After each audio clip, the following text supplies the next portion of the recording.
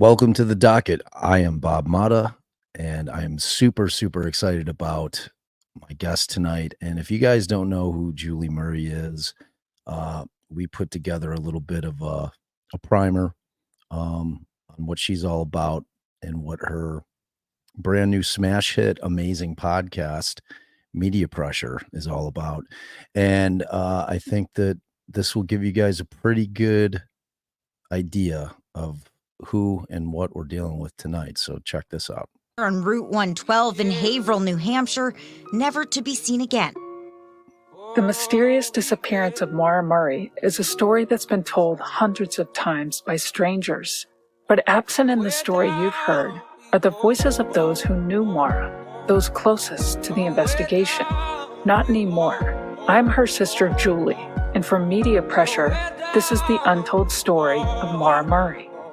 Join me as I cut out the noise and reveal who Maura really was with exclusive interviews. It's terribly frustrating. Fred Murray has been frustrated since the day his daughter disappeared with the response from police. Peek into the investigation efforts. Scent dogs followed Maura's scent about 100 meters down the road, and then her scent disappeared in the middle of the road. And explore the impact on those left behind. I don't have the choice to walk away. I can't close my computer and not deal with it. Like, I deal with it every day, and I don't have a choice. Subscribe to Media Pressure wherever you listen to podcasts.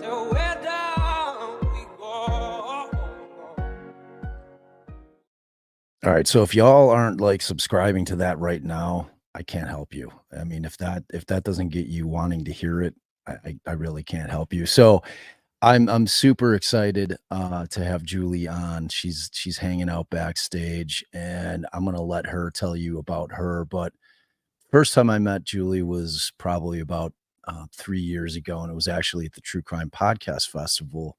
The first one, I think that she had probably attended, and I knew immediately, like upon meeting her, that this was a serious woman, that this was a woman who was driven and who took no shit from anyone. And it was just how she carried herself, you know, and I was so impressed with her immediately. And I was so excited about her being willing to become an advocate and a voice in really in an area that needed it so desperately. You know, because we had Sarah Turney out there who was fighting for her sister, and you know, and that was probably a lonely gig, you know, and it was hard for her out there, you know, because people were giving her pushback, and she didn't give a shit. And when I knew that Julie was joining forces with Sarah, I knew it was going to be just phenomenal. Because what they're doing collectively is they're taking their stories back, and they're telling their family's stories the way that they should be told, and the way that they really only can be told, in a way that we can get to know them. And you know, I'm super excited to have her on. So instead of me talking about her, why don't we bring her in? Hey, what's up, Julie? Hey, Bob. Thanks for having me on. Oh, thank you for being here. I so appreciate it. I'm so happy and excited for you. The pod's killing. I think it debuted number one, not just in true crime, but in all pods, which is phenomenal. It's exactly where it deserved to be. And I, of course, gobbled up the first 4 episodes. I'm dying for episode 5 to drop. And I loved it. I loved it. So why don't you tell everybody a little bit about yourself? Like what makes Julie Murray tick? Well, I'm one of Maura Murray's older sisters. And I've been in this space for a long time, 20 years this past February, not by choice, of course. And I was kind of thrust into true crime unwittingly, as everybody in my position is. And, you know, I was in the background for a while. People don't realize that it takes a while to be ready to come out publicly. And once I was in that right headspace, you know, I I stepped up and I did it all for Maura. So here I am now with a top chart podcast with the help of Sarah Turney, of course.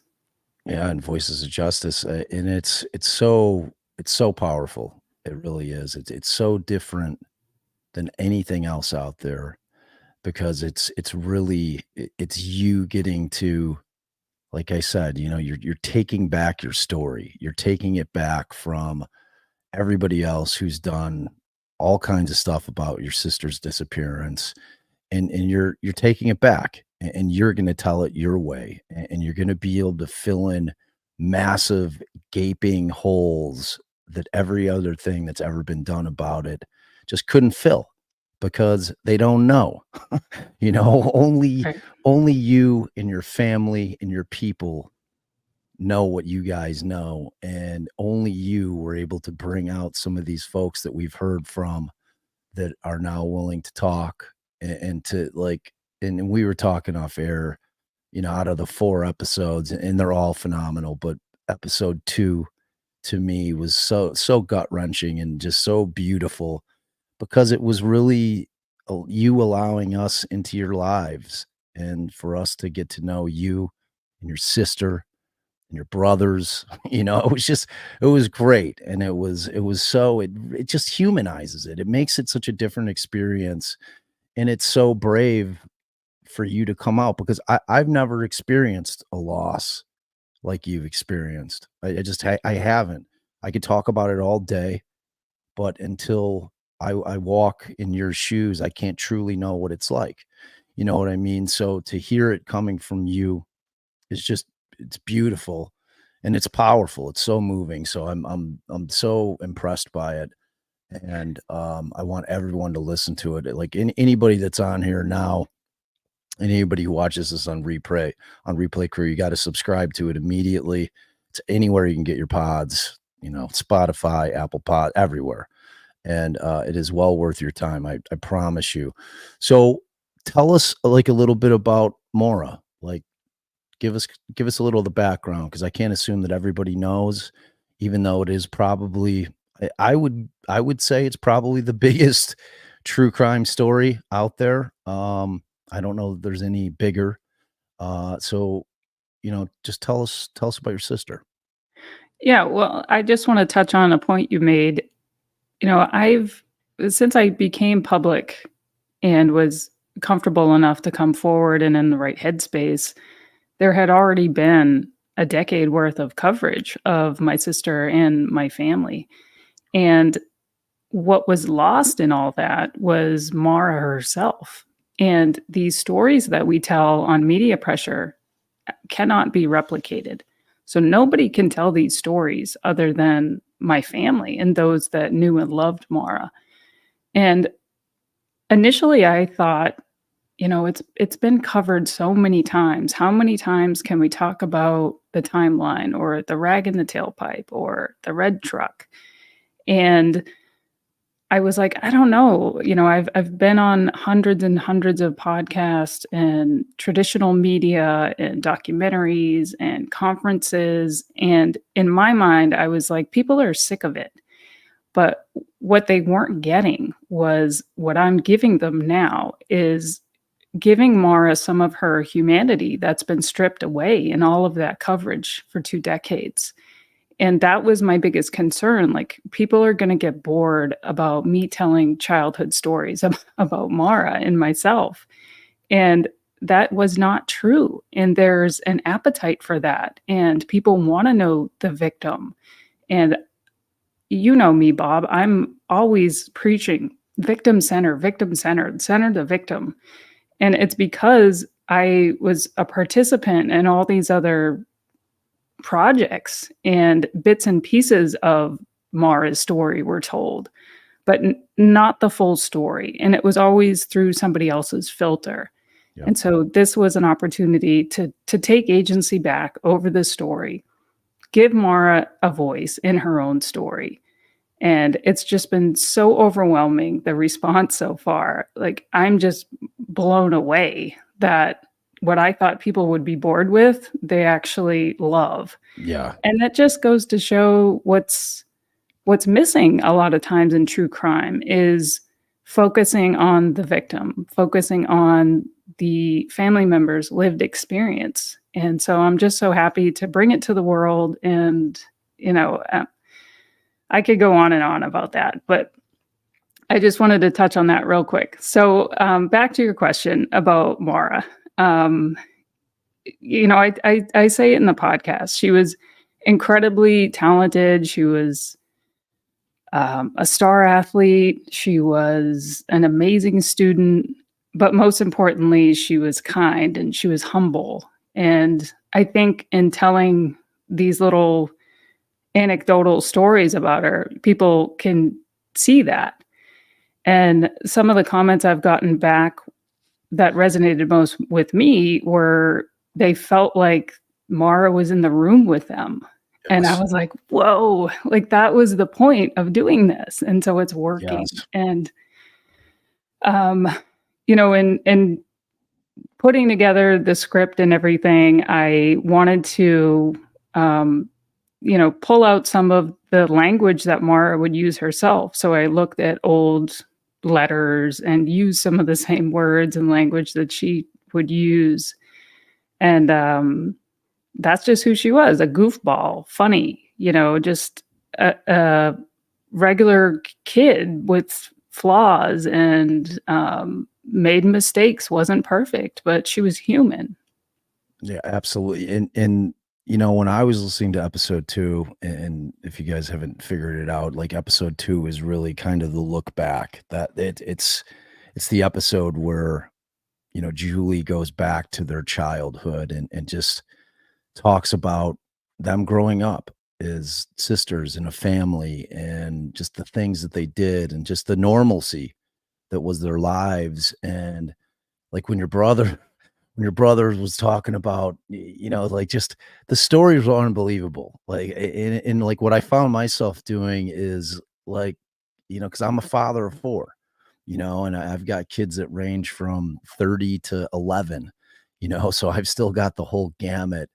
And, and when I was listening and hearing about how like brilliant and how like, the first time that she was out skiing, that the second run, she was already like skiing, like she'd been skiing her whole life. And, I was teaching her algebra when she's 11 and she picked it up in a half an hour and it took me a year to, but then that she was always humble, that she knew how talented she was in so many different ways, but you'd never know it from her. And like immediately I started thinking about my own kids and, and it's like, it humanized her in such a way that, you start to think about your own people, your own kids. And it's like, it's just a different feeling than I've ever gotten listening to another podcast, or like a true crime podcast. It's a whole different thing. Like you guys are changing the game in a way that I'm so excited about because it's going to change the way that we consume true crime. It really is.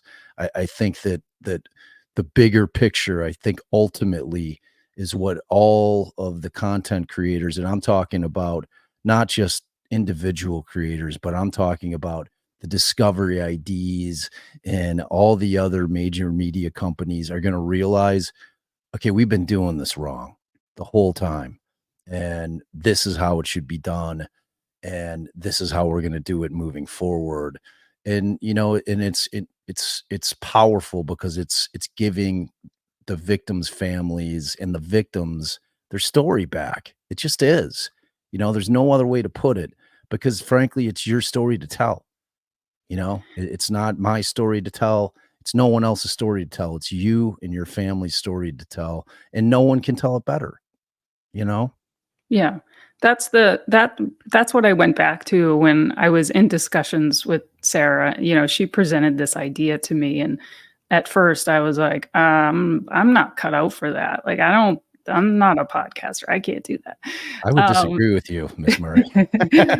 And then I thought about it and I went back to the question, whose story is it to tell? Right. And It's Maura's story, and who better to tell it than me and my family. 100%. And that was kind of the the clincher for me. Also, it was Sarah Turney, and you don't say no to Sarah Turney. And Yeah. she's, this was her vision. She's the mastermind behind Media Pressure. And she saw something in me that maybe I didn't even see. And, I'm just so thankful that she trusted me to be the first season, because here's the deal, Media Pressure is going to be multiple seasons, and I'm the first season. So not only did I have the pressure of trying to do right by Maura, but I also knew that I had a responsibility to make sure that we started this new network off on the right foot, and for it to have the success that it's already had, and we're halfway through, I feel good about that. And, in my sister's story, there's no need for dramatic music. There's no need for episode cliffhangers, because the drama is the trauma. Right. And in listening to my family relive that trauma, and we're talking 2 decades, we've had 2 decades to process this, but you can hear our voices shake still 20 years later, trying to just, tell what it felt like. And that's powerful. So there's no need for these real life tragedies to be layered with sensationalism. The story itself is enough. And I'm seeing that in the responses. There's no need for salacious content, just tell the story. Right.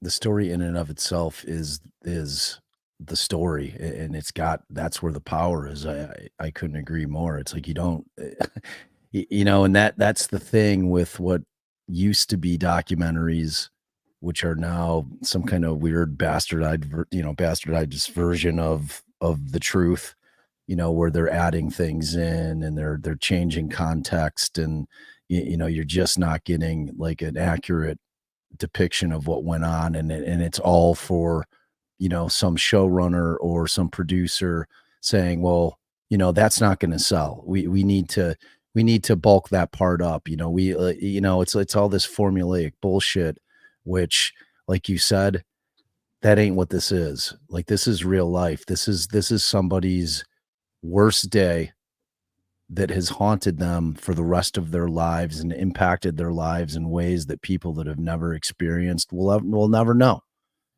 and that doesn't need any kind of Hollywood bullshit added to it. Like you said, you just tell the story in and of itself. And if you're willing to share, what that felt like and what that experience has been like for y'all, I mean, it's what's more powerful than that? What's more human than that? I don't know of anything that is, and not just in true crime, but just in general, So I'm obviously a huge fan of yours, and it's funny to me that you're saying, that like you weren't sure, because it's like what I was saying about you initially when I first met you. I just got that vibe off you, and I'm like, I fancy myself to be a pretty good judge of people. And, when I first met you, I was just super impressed with you. Like, just the way, maybe it's that West Point, thing you got. It's just how you carry yourself, but that says a lot about a person. So I've always just been a fan of you and what you stand for and what you're trying to do out here. And, I'm super grateful that you did this, because as you can tell, the world needed it. I mean, when it gets received the way it got received and is going to continue to be received, that tells you all you need to know. You know what I'm saying? So it's just unbelievable. So let's talk about your sister's case a little bit. And one of the things that I like immediately picked up on is, like you were saying, you were involved in so many projects leading up to this, where people are coming to you, they're pitching you their ideas, and you're like, yeah, okay, I'll come on, you know. And like I think there's probably a part of you that was hoping that maybe something would come from it. You know what I mean? Like where Yeah. you're kind of like, well, you know, maybe somebody will figure something out. Maybe something, you know, will be dug up that hasn't been dug up before. And you know, and then you kind of realize through time and as these things come out, you know, you're left feeling disappointed, maybe sometimes furious, depending on which thing we're talking about, you know, and ultimately, you know, you're kind of like, well, you know, when you were given the opportunity to do it, you had to have been like, well, maybe it's time, you know, and like in the first episode, like this was really the first time where you kind of started to dig into the case yourself, like where you're doing the digging. And like you are like, I'm actually cautiously optimistic that you're gonna figure something out. Like you know, I mean, and I really am. It's like I've got this hope that so like how amazing would it be if you were to somehow figure this thing out? You know what I mean? And it's like it might not happen, but like the excitement and the potential for that being like and like who better to figure it out than her sister. You know, Yeah. it would be amazing. So, yeah, tell a little bit, like give a little bit of background, like what happened and how it all went down.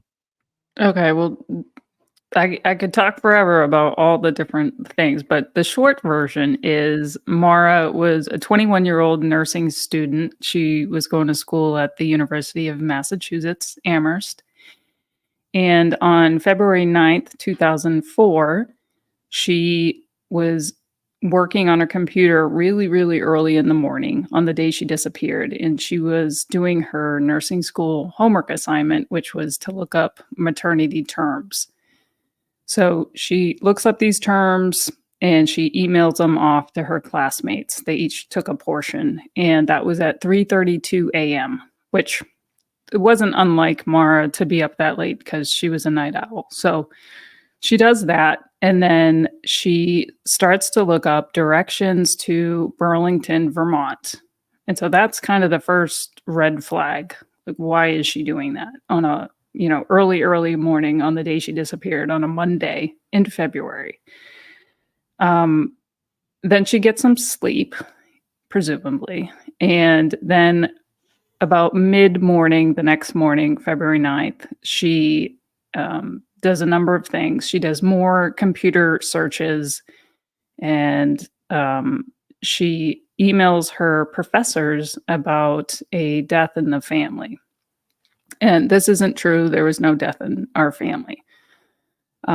She then plays phone tag with her boyfriend, who is a lieutenant stationed out at Fort Sill, Oklahoma. She doesn't make contact with him, but she does email him saying that she loved him. She didn't feel like talking to much of anybody, but should call him later that day. And then she calls a condo owner up in Bartlett, New Hampshire, and she is inquiring about places to stay.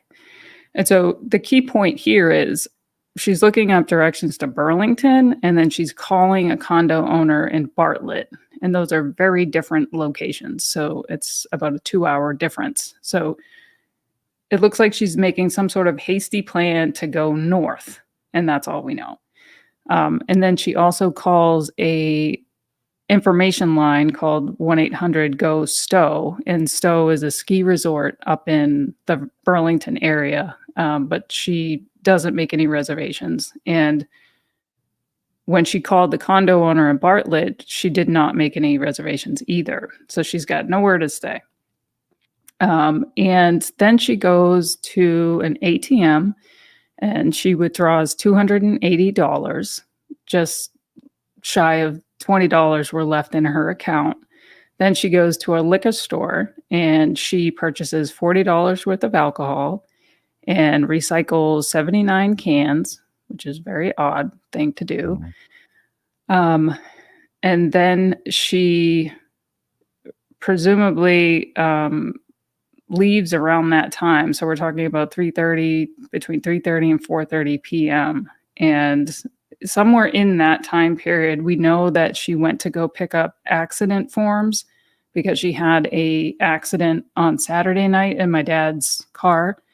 And she promised him that she would get these accident forms. So she either went to the Massachusetts DMV or the local police department to pick up these forms because they were found inside her abandoned car. And then at 4:37, she checks her voicemail, which would be the last known activity on her cell phone.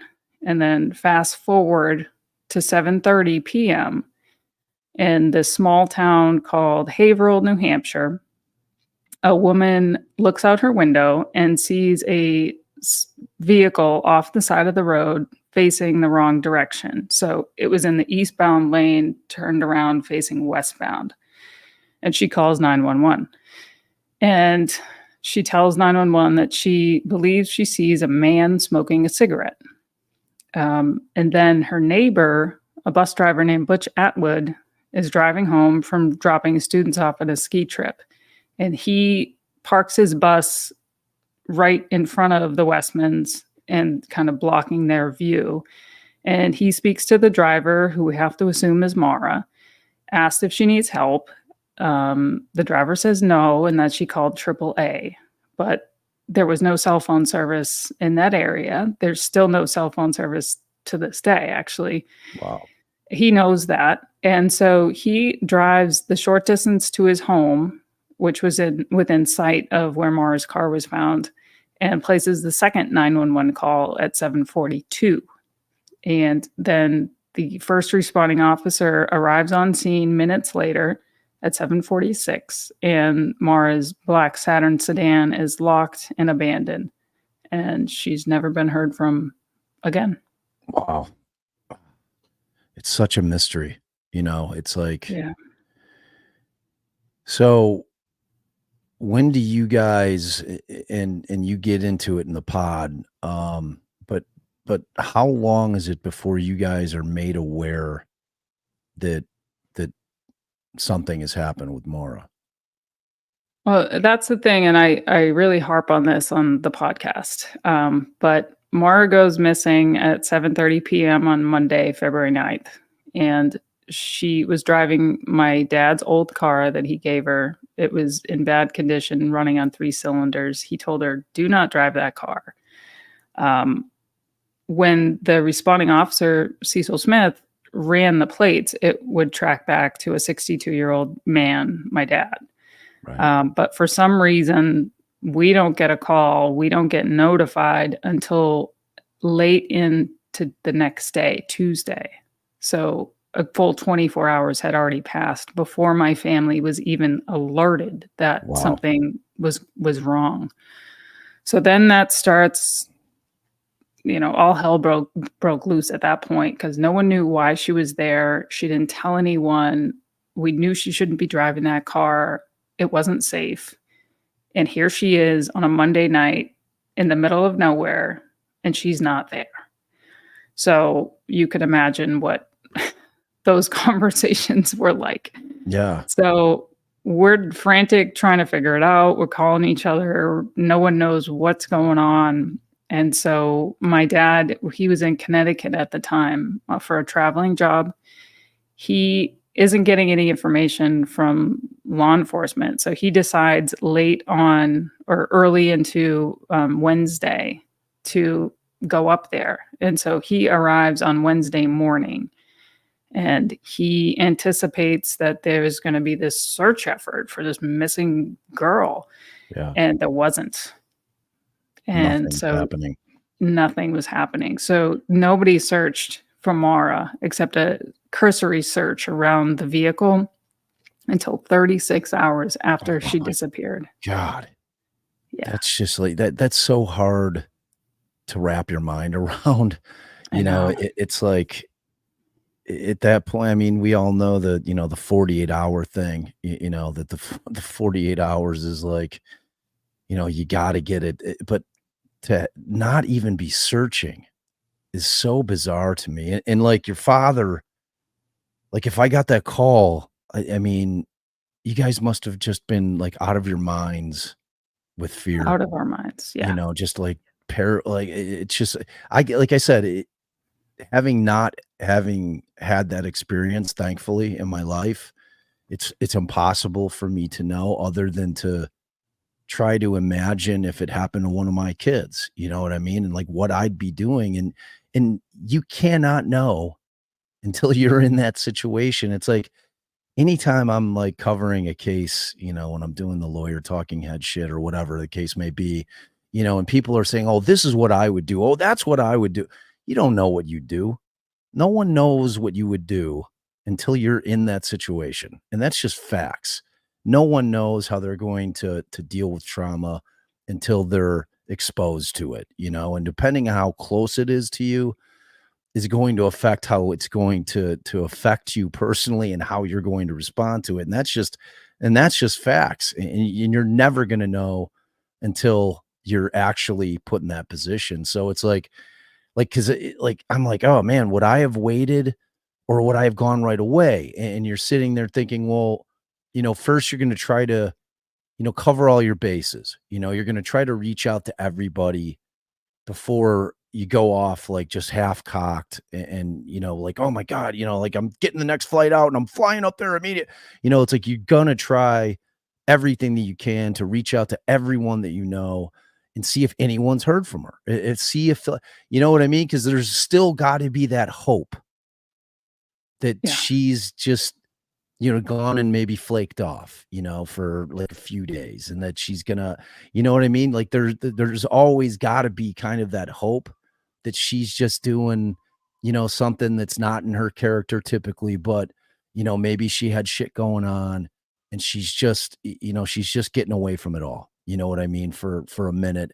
And that's got it. Like, was that part of what you guys were thinking? Like what, like, or was it all like automatically, oh my God, something terrible has happened. Now I know you address it in the pod in terms of where Yeah. your head was at. Like you just got that feeling. Like what? Yeah. I mean, there's two things here.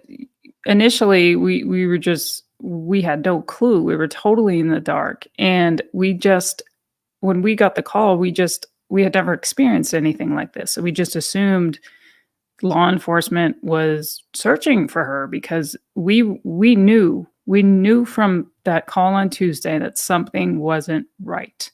So we were taking it serious. I mean, we showed up there in New Hampshire, fired up, ready to find her. And it was just kind of this laissez-faire type of response from law enforcement. Like, oh, this thing happens all the time where a motorist, maybe was drinking and leaves the scene. She'll come back. She'll just relax, sit down, get some water.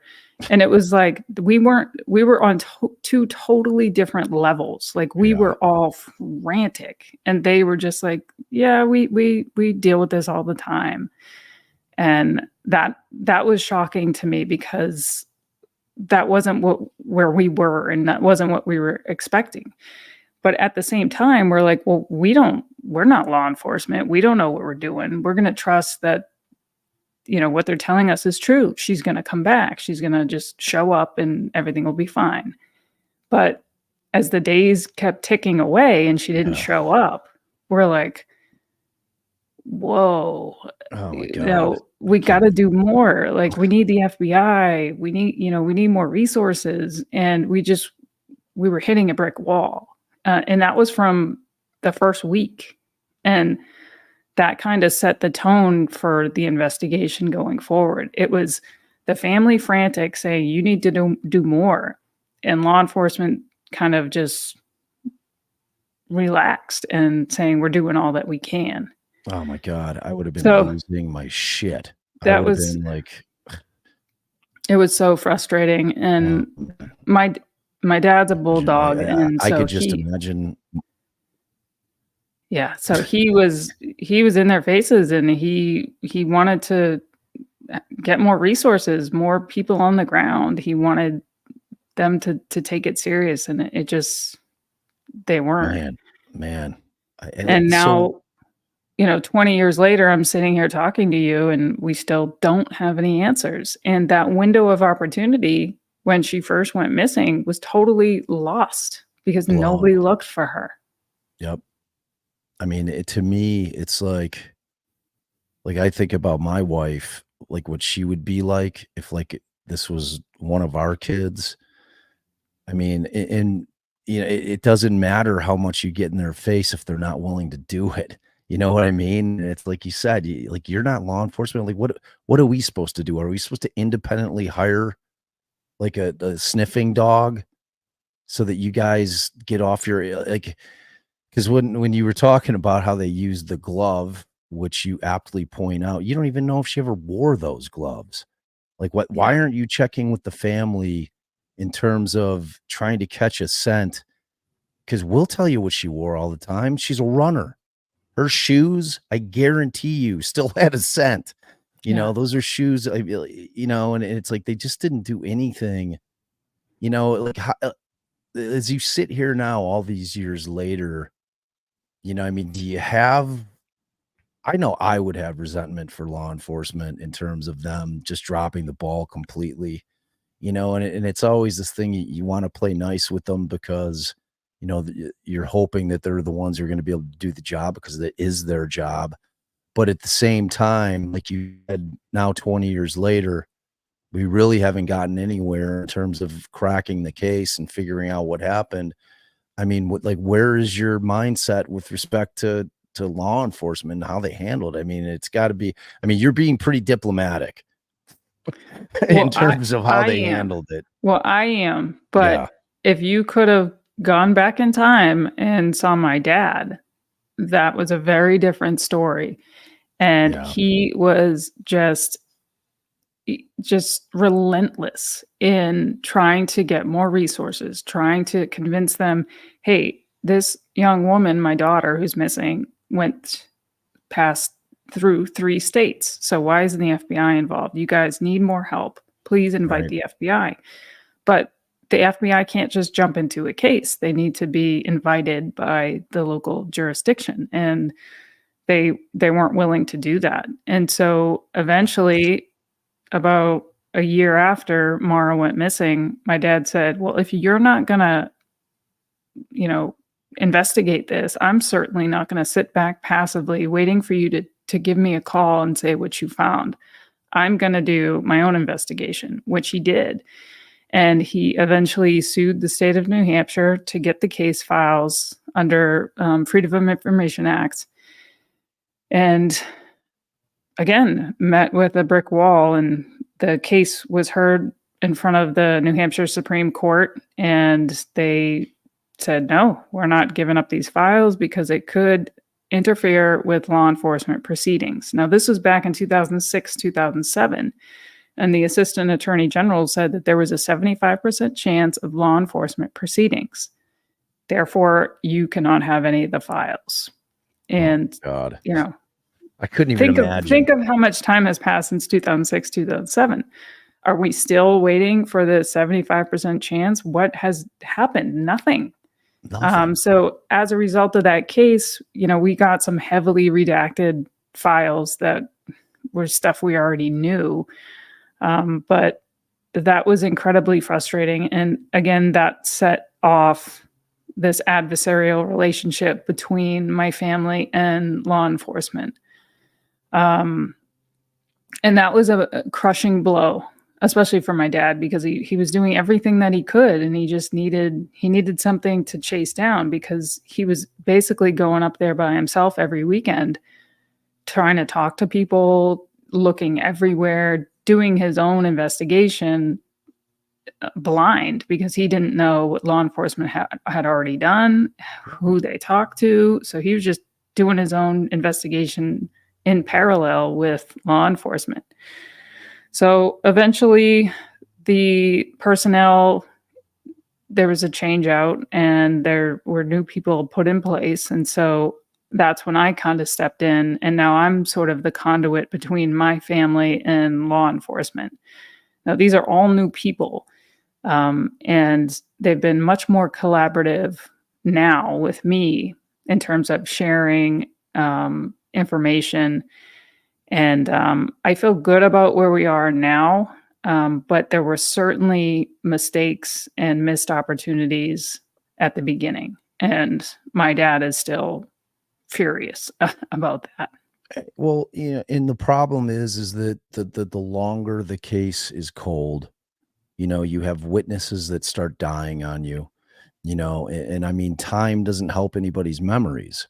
You know what I mean? And it's like, if you've got a situation where law enforcement was doing a half-assed job at the get, you have to wonder, were they asking the right questions back then?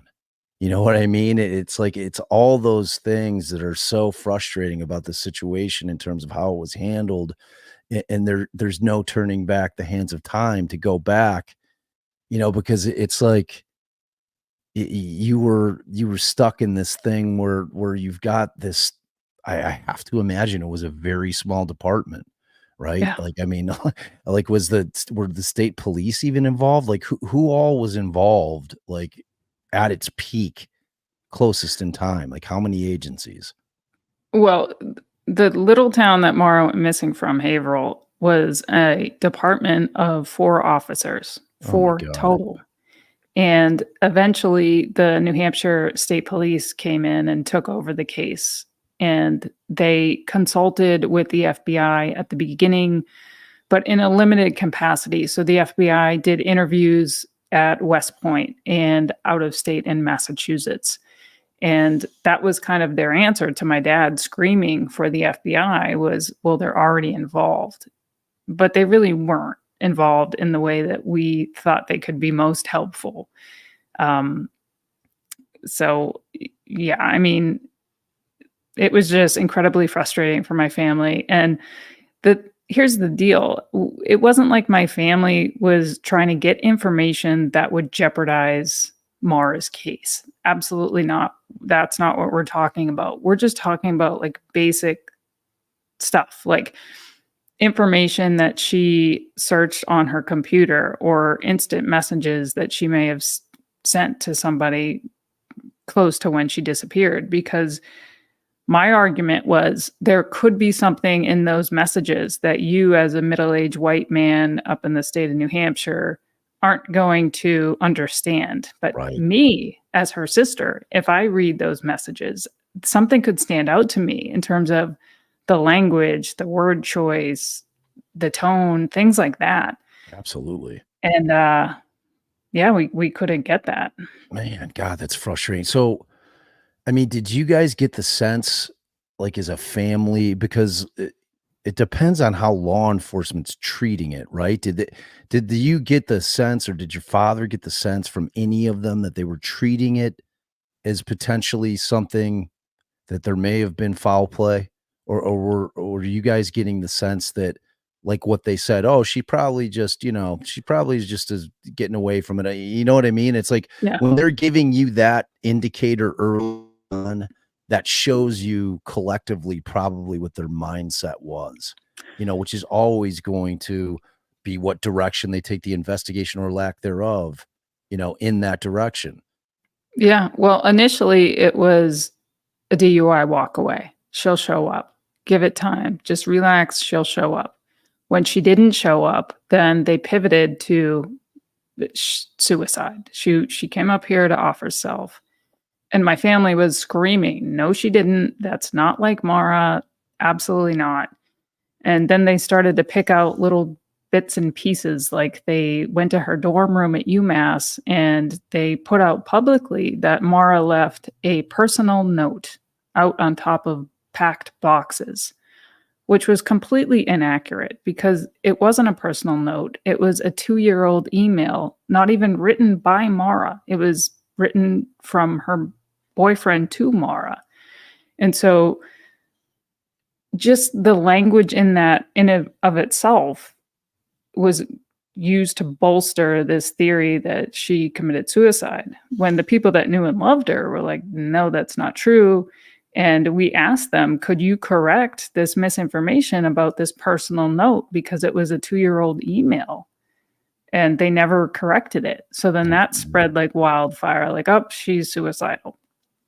And then When they couldn't find her body, then that's when they kind of said, oh, this is suspicious. This is a suspicious missing person case with a 75% chance of law enforcement proceedings.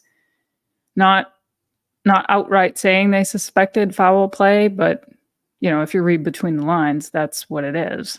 Right. Man, God, like that whole we've deemed it suicide thing is so like I've heard and read so many cases where families are fighting to get and like once they're stuck in that mindset, it's like near impossible to get them out of it. And valuable time is wasted. Like you just need the investigation to be happening immediately, from their part. And for, oh man, that's, oh God, I can't even imagine how frustrating that was. That had to have been like still, like that would still just completely be like, I'd be bitching about that constantly, if it were like all the time, I'd be like, these fucking guys, I'm like, what, so it's like, man, that's so frustrating.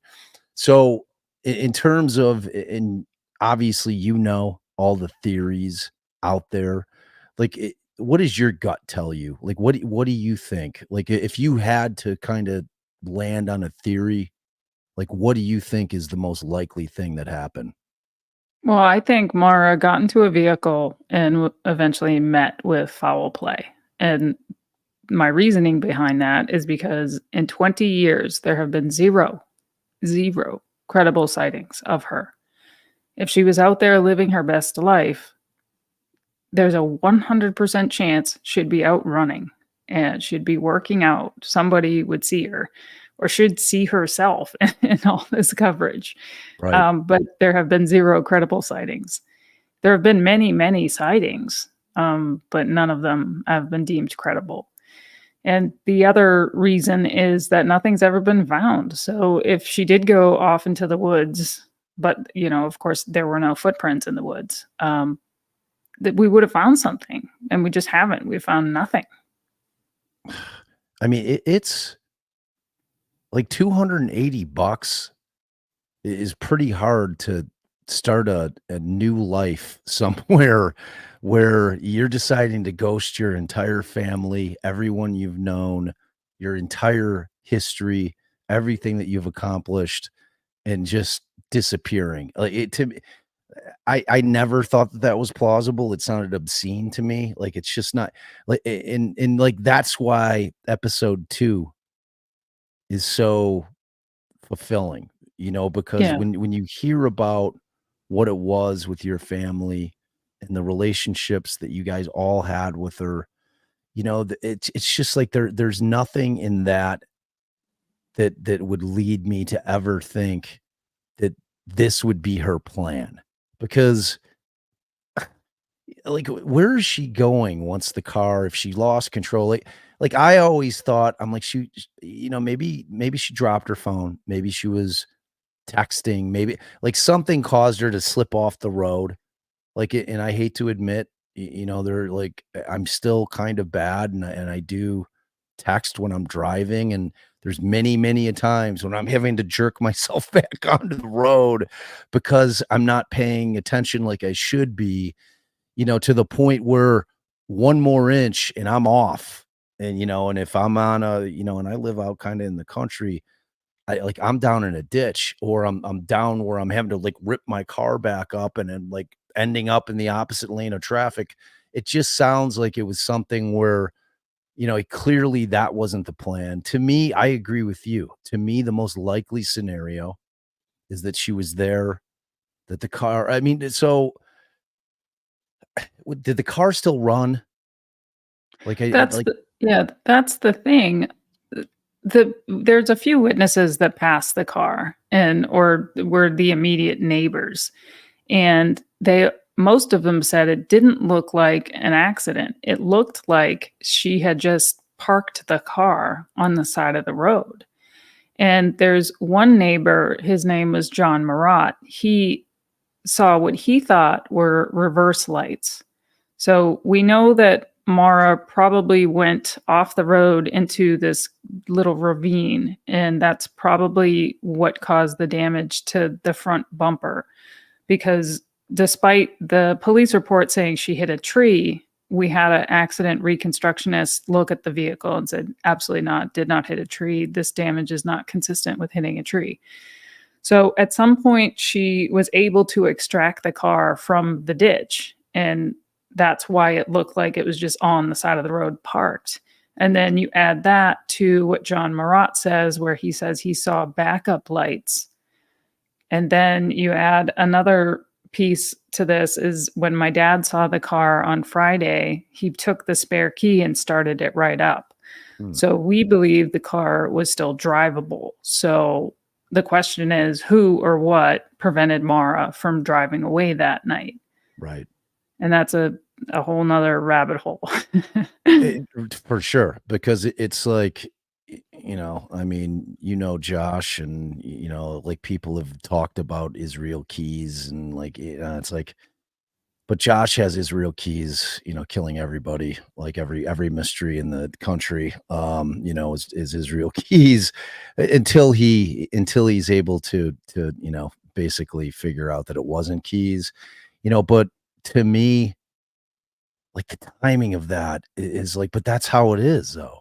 If you've got some creep out there, and Yeah. you've got, like, a beautiful young girl stranded, and it's a crime of opportunity, I mean, that's how they happen. Yeah, And and Maura wouldn't be the first, and she certainly wasn't the last. So to just completely take that off the table, I think is short-sighted. me And too. I don't, and I is it probable, or are the odds likely that she was at the wrong place at the wrong time? Maybe, or maybe not. Right. And so I Right. don't discount that. I really don't discount anything, because until we find Maura, we just don't know, Right. right? So, Exactly. um, I mean, because as far as I can see, it's either that, like, and why she would have gotten into the car if the car was drivable is a question, right? Like, why would she have done that? Maybe the car didn't start right up. I mean, we don't know. Like, in that moment, maybe the car died. Maybe it wasn't. She didn't think it was operational. I mean, to me, the least likely scenario is that she just decided to start walking somewhere if the car is operational. Like, to me, that makes zero sense. yeah, Like, and I think that that's what's always fed into that concept of, oh, she tried to make it look like, this thing was staged, and this is what her big plan was, to disappear off the face of the earth and hide from her family. Because it's always that thing, exactly what you said. She's yeah, heard you. If she was out there in the world, like, there is no circumstance under which I could, for, like, any reason, think that she would cause you guys to go through 20 years of grief. Like, no. it doesn't make any sense to me. It doesn't make any sense, and that's another thing that I like about the podcast is you cannot deny the love that my family has, not only for each other, but for Maura, and it's still palpable, like, hearing us 20 years later, hearing Right. that how strong of a bond we all have. And I will be the first to tell you, I adore my dad. I love my dad. We have an amazing relationship.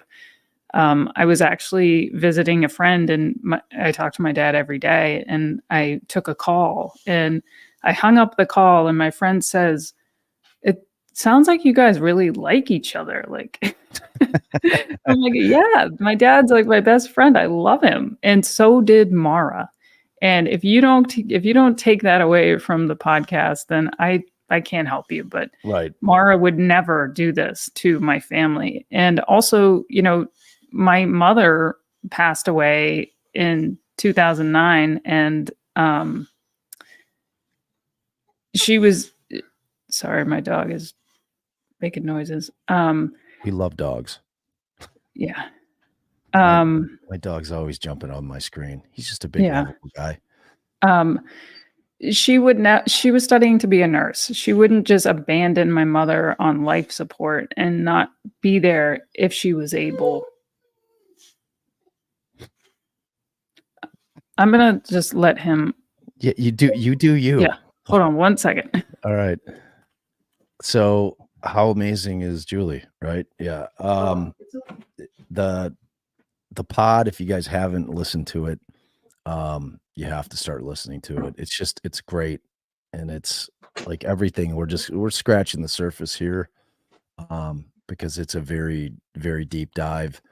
And it's kind of like I said, like I honestly have this like this hope that So it's just sorry. gonna no problem. I was just telling the people that I still have this hope that you're gonna crack the case.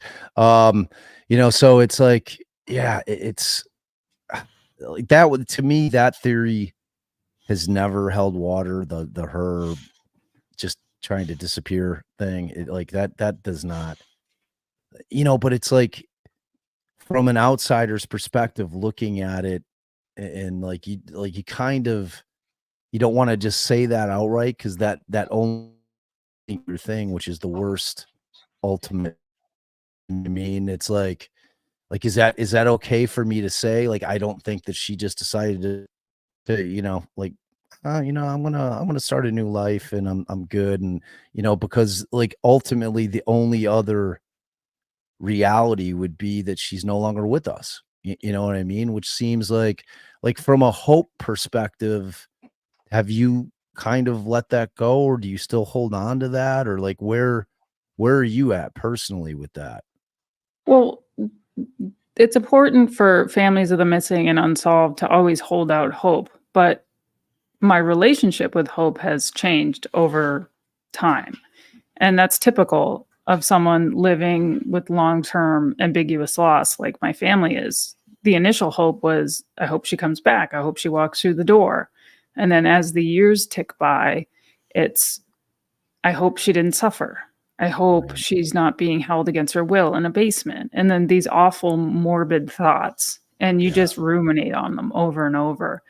And then at some point, you have to realize and you have to live in your new reality that it's likely that she's no longer with us. And so the hope now is, I hope that we get answers. I hope that we get justice for Maura. I hope that we get resolution.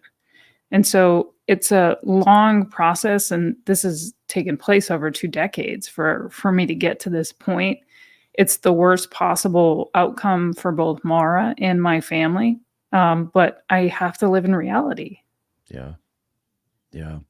It's because in like you just addressed something I was going to ask you. Like, I mean, one of the things that I'm doing with a former cop is, we firmly believe that there's additional Gacy victims. What did in terms of their investigation of him, both prior to him, being caught and after he was arrested, was nothing. They did nothing. They didn't do any investigation, like the things that you see with like Rutherman, or they're looking at missing persons cases in Nevada and South Carolina, and they're trying to see if maybe he's a fit. Like that didn't happen with Gacy, and there was this 3-year period of time where they just think that he was not active, and it was early on. And Bill has been digging into Gacy for 20 plus years. He's been interviewing hundreds of people. And when I started digging the case, and I became aware intimately of how little Chicago police had done during the years he's active, it became like kind of it gets our passion project. And and I wanted to ask you that exact question, because I can't answer it. And that question is, do victims' families want to know? Because people are, like some people are like, why are you dredging up a 40-year-old case? I'm like, well, if I can give somebody their name back, and if I give their family answers in some semblance of closure, I don't think there's ever really closure, but if I can give them answers, and then at least they know, I mean, is that something that victims' families, and I know you can't speak for all of them, but I mean, am I like way off base with that and thinking that the families would want to know?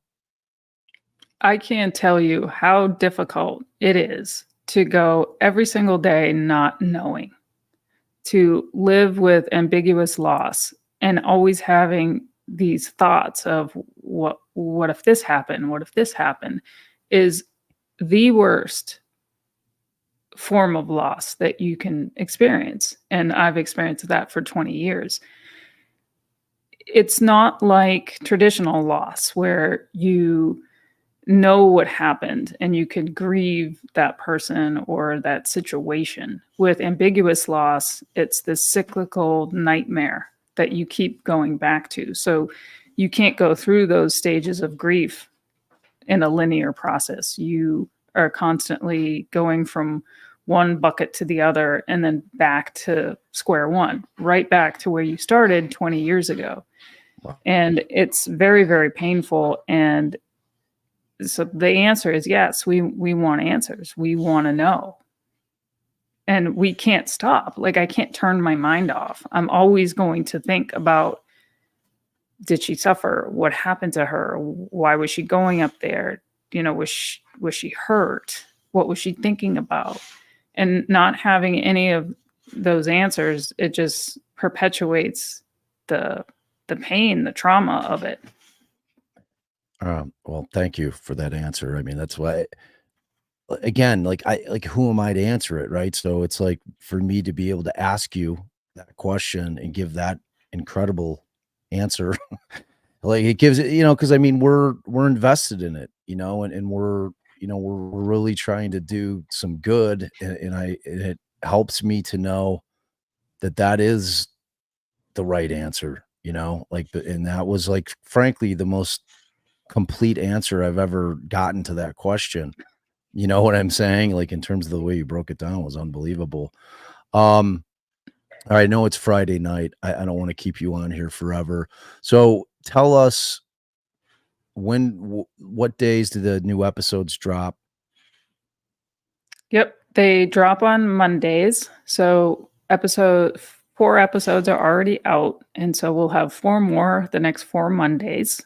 And then we have a Google Doc out there. It's on mediapressure.com where people can ask questions, because as I'm going through this journey and sharing it with people, I still have questions. So I'm assuming that other people also have questions. So I'd like to address as many of those as I can. And I can promise you I don't have the answer to all of them, but maybe I could answer some of them. So I'm encouraging people to submit questions. And then Sarah Turney and I are going to record episode 9. And that's going to be a bonus episode where we try to address as many of those questions that are submitted as possible. That's awesome. That is awesome.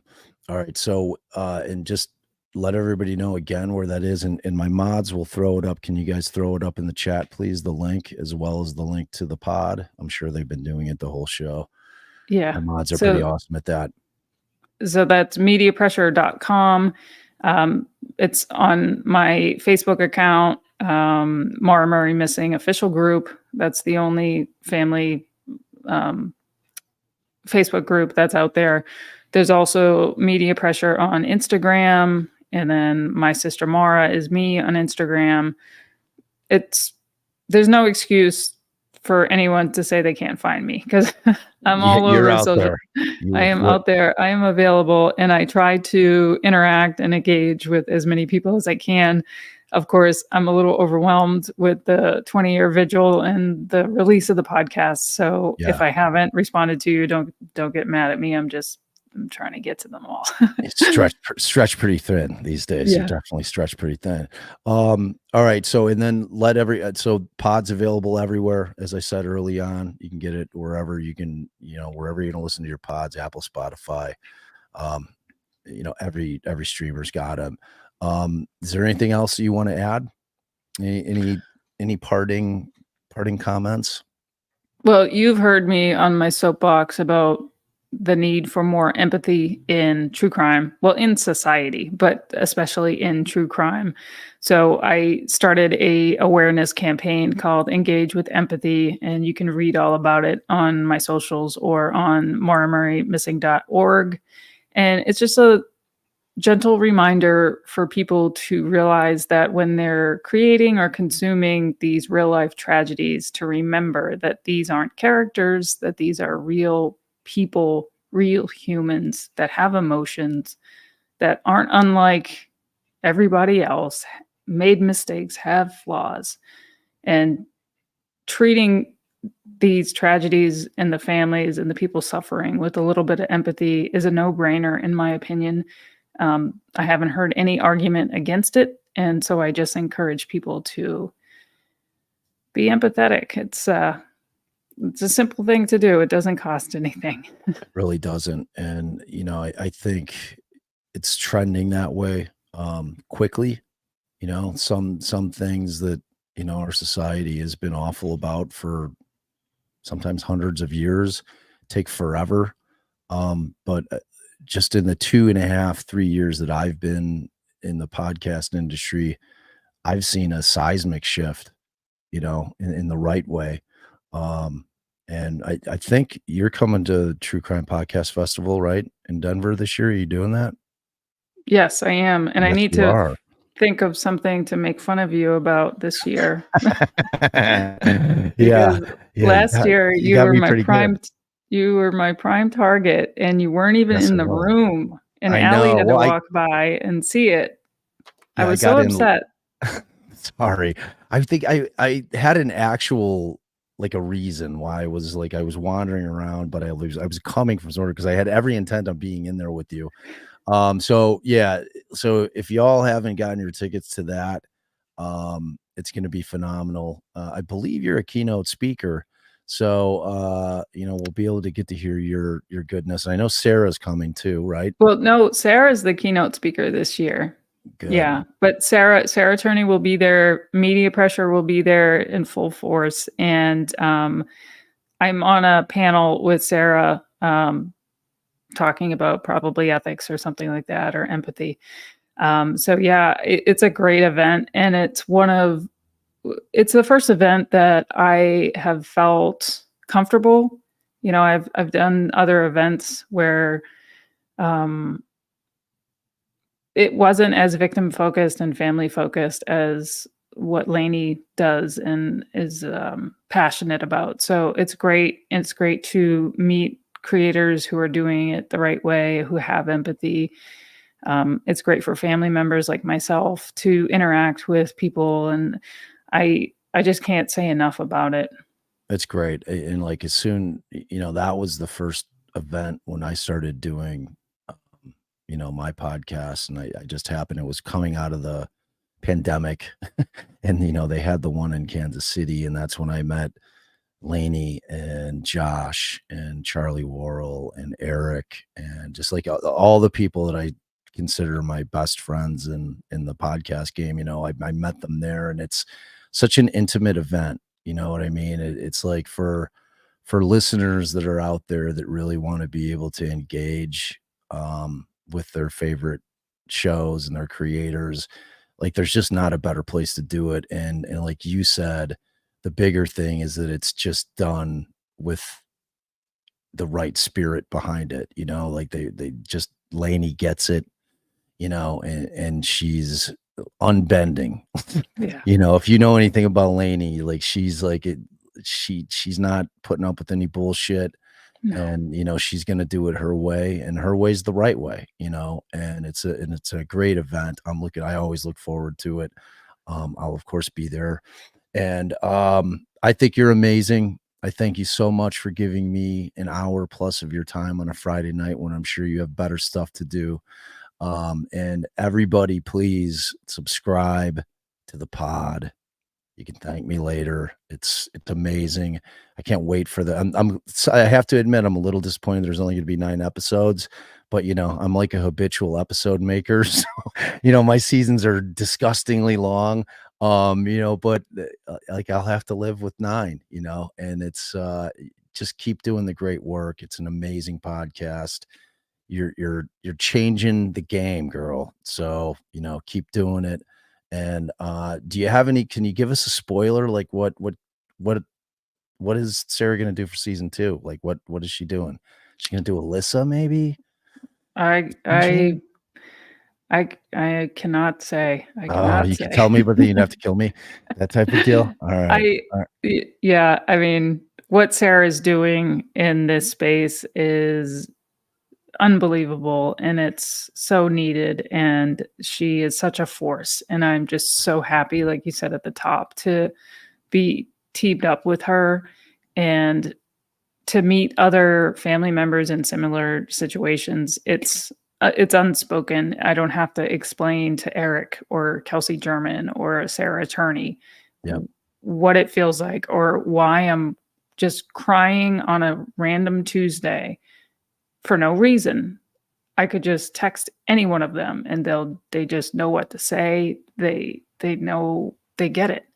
Yep. And that is the silver lining in all of this traumatic stuff that we all go through, is that we've forged these relationships. They're built in trauma, but it's really good to have people like them and people like yourselves and Allie who also get it. And